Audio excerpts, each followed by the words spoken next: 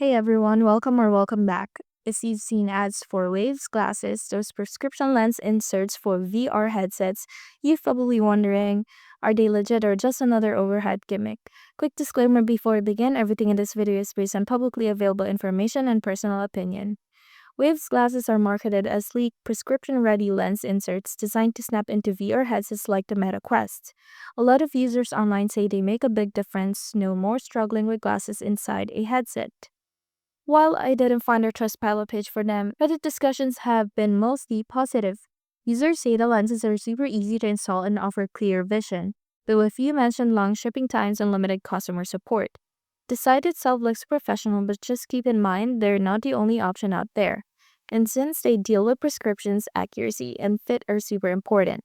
Waves glasses seem like a smart buy if you're looking for more comfortable comfort and better clarity in VR. They're not sketchy, but double check your prescription and be patient with shipping. Not a scam, just be informed. Tried Waves yourself? Drop your thoughts in the comments, and if you like honest, no fluff reviews, hit the like and subscribe. See you in the next one.